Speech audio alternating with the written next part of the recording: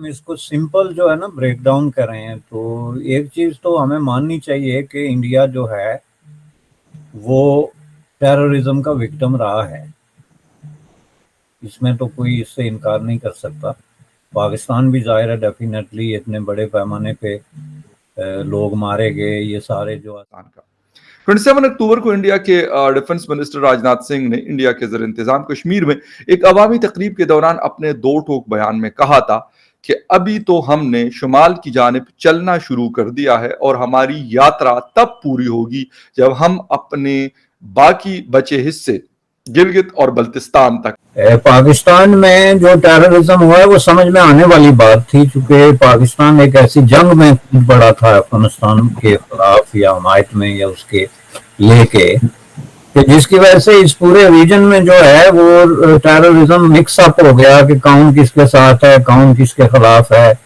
ایک سچویشن بن گئی جس کی وجہ سے آپ اور ہم جیسے لوگ. Indian defence minister Rajnath Singh نے کہا تھا کہ میں پاکستان سے یہ سوال ضرور پوچھنا چاہوں گا کہ ہمارے جن علاقوں پر اس نے اپنا غیر قانونی قبضہ جمایا ہوا ہے وہاں کے لوگوں کو اس نے کتنے حقوق دے رکھے ہیں. انسان حقوق کے نام پر مگرمچھ کے آنسو بہانے والے. نمسکار دوستوں، جے ہند. دوستوں، آپ سب کو آنواز نیوز میں ہاردک سواگت ہے. دوستوں، آپ کو اگر ہمارا ویڈیو پسند آ رہا ہے تو ویڈیو کو لائک، شیئر اور سبسکرائب کرنا بھولیں.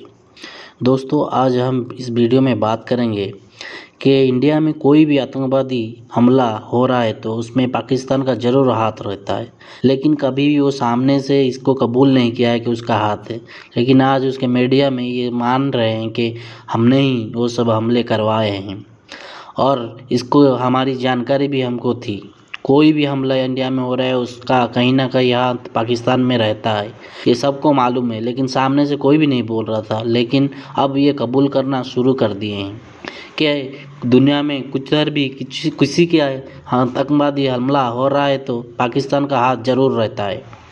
اور اسی کے سلسلے میں آج کا یہ ایک ویڈیو ہے. اور دوسرے ویڈیو میں آپ کو یہ دکھایا گیا ہے کہ ابھی فی الحال کشمیر دیوس میں راجناتھ سنگھ نے ایک ڈیبیٹ کیا تھا، ایک اسپیچ کیا تھا کہ ہم اکھنڈ بھارت بنانے کے تیاری میں جٹ گئے ہیں، اور جب تک گلگت بلتستان ہمارے اکھنڈ بھارت میں شامل نہیں ہوتا تب تک ہم چپ نہیں بیٹھیں گے.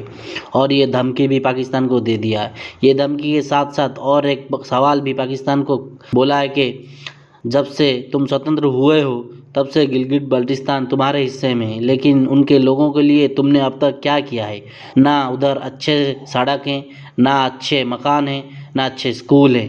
صرف ادھر آتنکوادی پھیلانا شروع کر دیا ہے، اور وہاں سے آتنکوادی آ کے انڈیا میں زیادہ حملہ کر رہے ہیں، اور اس کو تم بہت سیانہ سمجھ کے چھوڑ دے رہے ہو. یہی سب باتیں راجناتھ سنگھ نے پاکستان سے پوچھا ہے.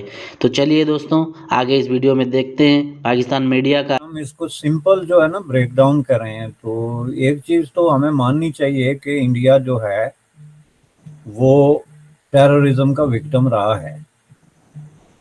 اس میں تو کوئی اس سے انکار نہیں کر سکتا. پاکستان بھی ظاہر ہے ڈیفینیٹلی اتنے بڑے پیمانے پہ لوگ مارے گئے. یہ سارے جو 80-90 ہزار لوگوں کا کلیم کیا جا رہا ہے افغان ایشو کے حوالے سے.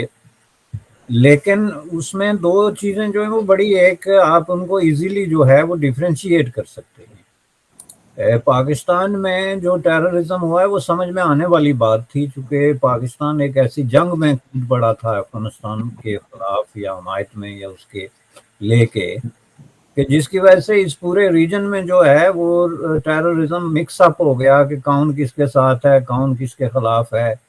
ایک سچویشن بن گئی جس کی وجہ سے آپ اور ہم جیسے لوگ بھی جو ہے وہ جو رولنگ کلاس ہے اس پہ انگلی اٹھاتے تھے کہ ان کا قصور ہے، یہاں پہ انہوں نے غلطی کی، یہ نہ کرتے یہ نہ ہوتا. لیکن ظاہر ہے انڈیا کسی اس طرح کے معاملے میں ملوث نہ ہونے کے باوجود جو بمبئی اٹیک ہوئی، پارلیمنٹ اٹیکس ہوئی، تاج محل کی جو آپ بات کر رہے ہیں، یہ ساری چیزیں ہوئی، تو اس میں ظاہر ہے کہ انڈیا کا یہ میں سمجھتا ہوں کہ کسی بھی کنٹری کا جو اس طرح کی سچویشن میں ہو، نمبر 1 جو ہے فوکس ہونا چاہیے وہ یہ ہونا چاہیے کہ ٹیررزم کو کیسے فیس کیا جائے، اور اس میں کون کون سے ملک آتے ہیں یہ دوسری بات ہے. ظاہر ایک انٹرنیشنل کوسچن ہے. اگر پاکستان نہیں بھی ہے اس میں انوالو نہیں بھی ہے تو ٹیررزم سٹل ایک بگ کوشچن ہے. اور جو کانفرنس انڈیا میں اس وقت ہو رہی ہے وہ کوئی پاکستان فوکس تو نہیں ہے نا, وہ ایک انٹرنیشنل ٹیررزم کے کاؤنٹر ٹیررزم کا ایک راستہ ہے. لیکن ظاہر ہے جیسا کہ ہم جانتے ہیں اسٹارٹنگ فرام 1947 انڈیا اور پاکستان کی پالیٹکس جو ہے وہ ہمیشہ بریکٹ ہوتی ہے.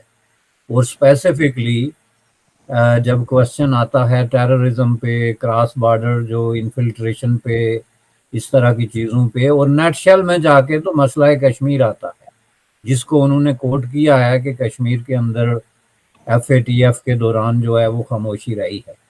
اب یہ جو ہے بہت بڑا امپارٹنٹ قسم کا سوال انہوں نے اٹھایا, جو میں سمجھتا ہوں کہ انہوں نے گیند جو ہے وہ پاکستان کے کورٹ میں ڈال دی ہے کہ پاکستان اس کو کس طرح رسپونڈ کرتا ہے.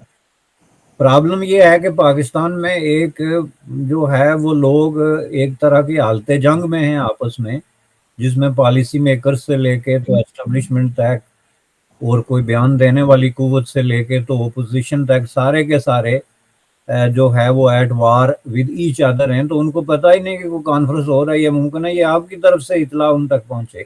یہ میں آپ کو بتا دوں, چونکہ جب آپ جو ہے نا آئی بال تک دھنسے ہوں پالیٹکس میں کہ ملک کا اگلا جنرل کون ہوگا یا ملک کا اگلا حکمران کون ہوگا, جو کہ ایک democratic country. Minister Rajnath Singh نے انڈیا کے زیر انتظام کشمیر میں ایک عوامی تقریب کے دوران اپنے دو ٹوک بیان میں کہا تھا کہ ابھی تو ہم نے شمال کی جانب چلنا شروع کر دیا ہے اور ہماری یاترا تب پوری ہوگی جب ہم اپنے باقی بچے حصے گلگت اور بلتستان تک پہنچیں گے. یاد رہے کہ 27 اکتوبر 1947 کو انڈیا میں شوریہ دیواس کے نام سے منایا جاتا ہے, جبکہ پاکستان اسے بلیک ڈے کے یعنی یوم سیاہ کے طور پر یاد کرتا ہے. اس روز انڈیا کے فضائی اور بری فوجی دستوں نے سری نگر پہنچ کر قبائلی حملہ آوروں کا توازن پلٹ دیا تھا اور کشمیر اس لکیر کے ذریعے تقسیم ہوا جو آج کسی نہ کسی حال میں موجود ہے. اچھا, راجناتھ سنگھ صاحب نے بیسیکلی بات کیا کی تھی؟ وڈگام میں ایک تقریب کے دوران Indian defence minister Rajnath Singh نے کہا تھا کہ میں پاکستان سے یہ سوال ضرور پوچھنا چاہوں گا کہ ہمارے جن علاقوں پر اس نے اپنا غیر قانونی قبضہ جمایا ہوا ہے وہاں کے لوگوں کو اس نے کتنے حقوق دے رکھے ہیں. انسان حقوق کے نام پر مگرمچھ کے آنسو بہانے والا پاکستان ان علاقوں کے لوگوں کی کتنی فکر کرتا ہے یہ آپ بھی جانتے ہیں اور یہ ہم بھی جانتے ہیں. آئے دن ان معصوم لوگوں پر غیر انسانی واقعات کی خبریں سنائی دیتی ہیں. ان غیر انسانی واقعات کے لیے پاکستان پوری طرح سے ذمہ دار ہے. یہ میں پاکستان کے زیر قبضہ کشمیر کی بات کر رہا ہوں. اوکے, صحیح. آگے بڑھتے ہیں. ان کا مزید کہنا تھا کہ تاریخ گواہ ہے جن لوگوں نے عوام پر ظلم کیے ہیں انہیں آگے چل کر اسے بھگتنا پڑا ہے. پاکستان بھی پاکستان کے زیر قبضہ کشمیر میں جو ظلم کر رہا ہے آگے آنے والے وقت میں اس کو کاٹنے کی فصل تیار ملے گی. راجناتھ سنگھ نے یہاں تک کہا کہ ابھی تو ہم نے شمال کی جانب چلنا شروع کر دیا ہے اور ہماری یاترا تب پوری ہوگی جب ہم 22 فروری یعنی 22 فروری 1949 میں انڈیا پارلیمان کی جانب سے منظور شدہ قرارداد کو عمل میں لائیں گے اور اس کے تحت اپنی باقی بچے حصے گلگت اور بلتستان تک پہنچیں گے. اچھا, پاکستان نے اس کے اوپر ریاکشن دیا. وہ کہہ رہے ہیں کہ جی کشمیر اور گلگت بلتستان میں ظلم ہو رہا ہے. ٹھیک ہے, پاکستان کہتا ہے کہ انڈین سائڈ کے کشمیر میں ظلم ہو رہا ہے. اب مسئلہ یہ ہے کہ ہر کوئی اپنے اپنے حساب سے چیزوں کو انٹرپریٹ کرتا ہے. میں یہ یہاں پہ کہوں گا دونوں سائڈز کے لوگ. اور اگر ہم ڈیفرنس کی بات کرتے ہیں تو ڈیفرنس کس چیز کا ہے؟ ڈیفرنس ہے ڈیولپمنٹ کا. آپ نے میرے چینل پہ ڈاکٹر مقتدر خان صاحب کا انٹرویو میرے ساتھ دیکھا ہوگا. وہاں پہ بھی انہوں نے بھی بات کی کہ the difference between the Pakistan side Kashmir and Indian side Kashmir that is the development اب بوتھ سائڈز. اگر آپ بات کرتے ہیں انڈین سائڈ کے کشمیر کی تو وہاں پہ چیزیں بہت تیزی سے آگے گئی ہیں. اگر ہم بات کرتے ہیں پاکستان سائڈ کے کشمیر کی تو شاید وہاں پہ اس طرح کی ترقی میرے خیال میں کوسوں دور ہے, جس کی وجہ سے کچھ لوگ یہ جسے کہتے ہیں کہ ڈیمانڈ